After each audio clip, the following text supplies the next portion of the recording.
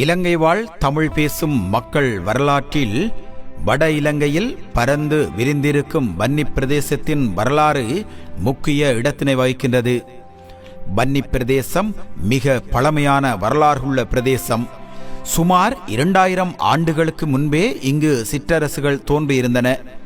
அனுராதபுரம், பொலன்னறுவை அரசுகளின் எழுச்சியினால் சிற்றரசுகள் வீழ்ச்சியடைந்தன. மீண்டும் 13ஆம் நூற்றாண்டின் ஆரம்பத்தில் வன்னி சிற்றரசுகள் தோற்றம் பெற்றன.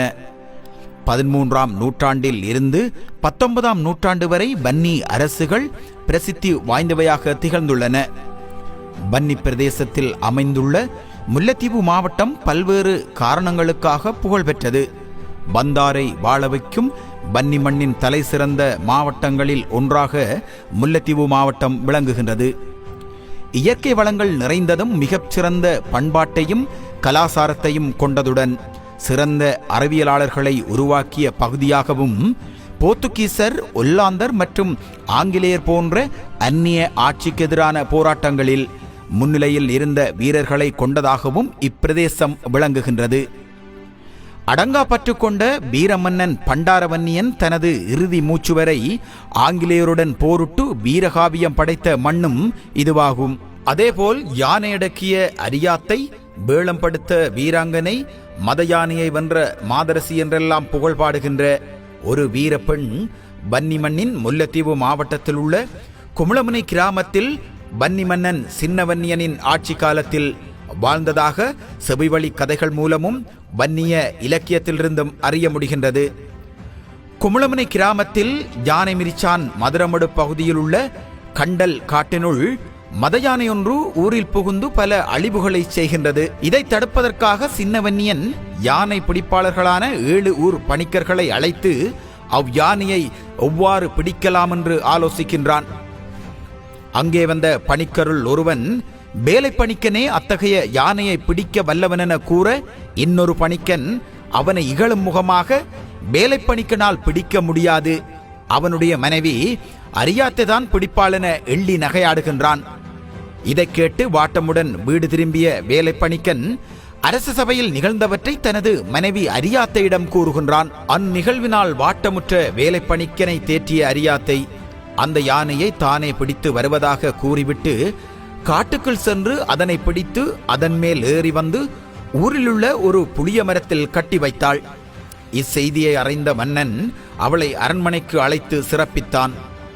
முல்லைத்தீவு மண்ணுக்கு சொந்தமான பெண்கள் உலகத்தில் ஏனைய சரித்திர நாயகர்களுக்கு எந்த வகையிலும் சிலைத்தவர்கள் அல்ல என்பதை யானை கட்டிய அரியாத்தை என்ற இவ்வீரப்பெண்மணியின் வரலாறு எமக்கு உணர்த்துகின்றது.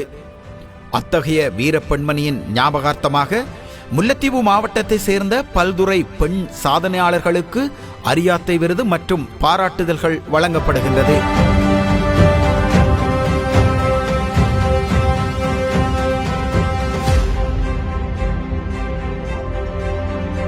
ஐக்கிய நாடுகள் சபையின் நிலையான அபிவிருத்திக்கான உலகளாவிய வளர்ச்சி இலக்குகளில் ஓர் இலக்கான பாலின சமத்துவம் அடைதல் மற்றும் அனைத்து பெண்கள் சிறுமிகளுக்கு அதிகாரம் அளித்தல் என்ற இலக்கினை முல்லைத்தீவு மாவட்டத்தில் வினைத்திறனுடன் அடைந்து கொள்வதற்கான பல்வேறு செயற்பாடுகளில் ஓர் செயற்பாடாக முல்லைத்தீவு மாவட்ட செயலகத்தினால் முல்லைத்தீவு மாவட்டத்தைச் சேர்ந்த பல்துறை பெண் சாதனையாளர்களை அரியாத்தை விருது மற்றும் பாராட்டு சான்றிதழ்கள் வழங்கி கௌரவிப்பதில் முல்லைத்தீவு மாவட்ட செயலகம் இவ்விருது வழங்கலுக்கு அனுசரணை வழங்குகின்ற கிறிஸ்டலைஸ் நிறுவனத்துடன் இணைந்து பெருமை கொள்கின்றது.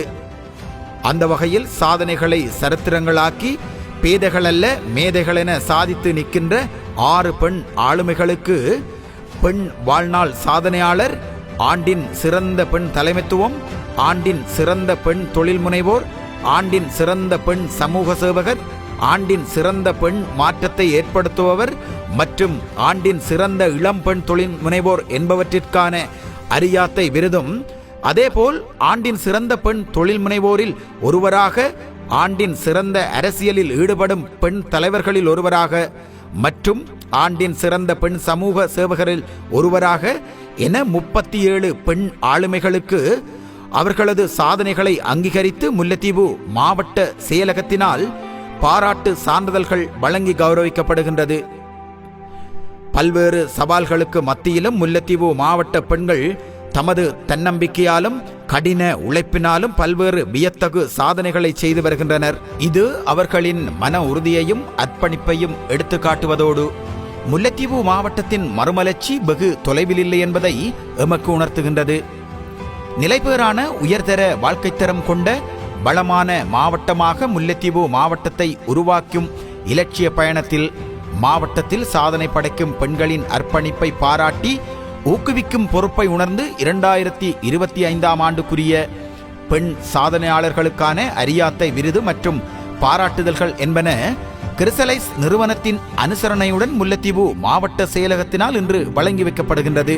இந்த மண்ணின் மக்களின் வாழ்க்கை மேம்பாட்டிற்கும் அர்ப்பணிப்போடு கடமையாற்றி இன்று வடமாகாண ஆளுநராக உள்ள கௌரவ நாகலிங்கம் வேதநாயகன் அவர்கள் பிரதம விருந்தினராக கலந்து இவ்விருதுகளை வழங்கி வைப்பதையிட்டு நாம் பெருமகிழ்ச்சி அடைகின்றோம். அதேபோல் வடக்கு மாகாண பிரதம செயலாளர், மகளிர் விவகார அமைச்சின் செயலாளர், கிறிசலிஸ் நிறுவனத்தின் பிரதம நிறைவேற்று அலுவலகர் ஆகியோரும் கௌரவ மற்றும் சிறப்பு விருந்தினர்களாக கலந்து இவ்விருதுகளை வழங்கி வைப்பதையிட்டு நாம் பெருமகிழ்ச்சி அடைகின்றோம். இன்று விருதுகளையும் பாராட்டுகளையும் பெறும் அனைத்து பெண் சாதனையாளர்களையும் முல்லைத்தீவு மாவட்ட செயலகத்தின் சார்பில் பாராட்டி வாழ்த்துகின்றோம். முல்லைத்தீவு மாவட்டத்தின் மறுமலர்ச்சிக்கு அனைவரும் கைகோர்ப்போம். மாவட்ட செயலாளரும் உத்தியோகத்தர்களும் மாவட்ட செயலகம், முல்லைத்தீவு.